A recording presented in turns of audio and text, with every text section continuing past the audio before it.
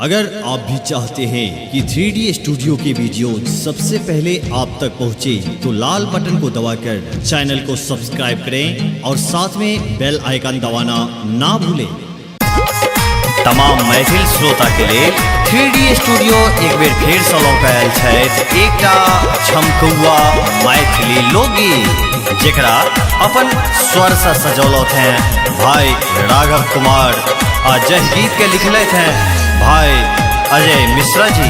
तो आओ सब मिलके सुनी ई चहटगर सन मैथिली लोकगीत। देखू कोना उड़ाबै, देखू कोना उड़ाबै गर्दा छै ससुरारी में। तरुआ कोई दे रहल छै देखू कोना थारी में, तरुआ कोई दे रहल छै देखू कोना थारी में। देखू कोना उड़ाबै, देखू कोना उड़ाबै गर्दा छै ससुरारी में। तरुआ कोई दे रहल छै देखू कोना थारी में, तरुआ कोई दे रहल छै देखू कोना थारी में। बौआ यो बौआ यो बौआ यो बौआ यो।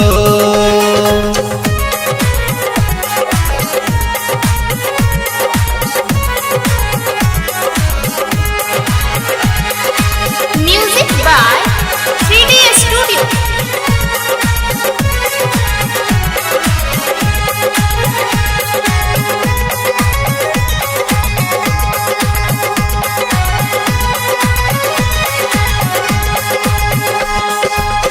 सासुर में पैसोकरा खूब पुराई छै, देवता पितर सबटा कनिए में बुझाई छै। सुनू ना, सासुर में पैसोकरा खूब पुराई छै, देवता पितर सबटा कनिए में बुझाई छै। किछो नहीं देखै छै साझे गेट ठोकै छै, किछो नहीं देखै छै साझे गेट ठोकै छै। जमाई दे रहल छै कोना बैसारी में, तरुआ कोई दे रहल छै देखू कोना थारी में, तरुआ कोई दे रहल छै देखू कोना थारी में। बौआ यो बौआ यो बौआ यो बौआ यो।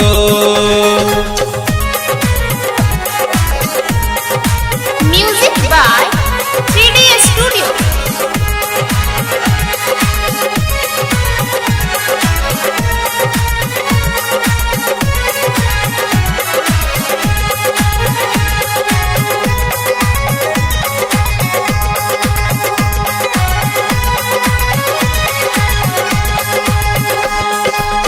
मायक बोली तीत लगई छै, कनिया के उल्हन मीठ लगई छै।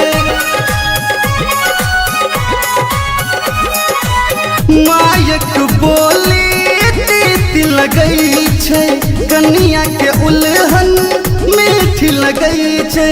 भाग ले ओ अलहर चल छै छुछुनर, भाग ले ओ अलहर चल छै छुछुनर। घूमत रहे छै सचकन पल्सर गाड़ी में, तरुआ कोई दे रहल छै देखू कोना थारी में, तरुआ कोई दे रहल छै देखू कोना थारी में।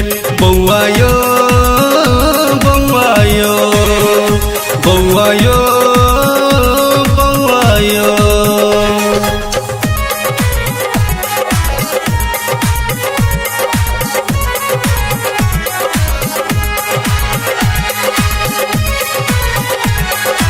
Music by 3D Studio.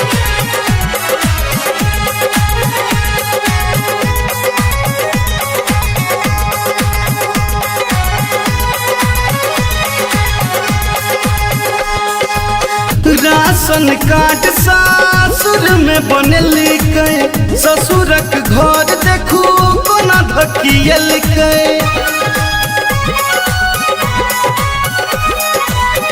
Ration card सासुर में बनलकै, ससुरक घर देखू कोना धकियलकै। भेलै ओ बदनाम यौ जाय नहीं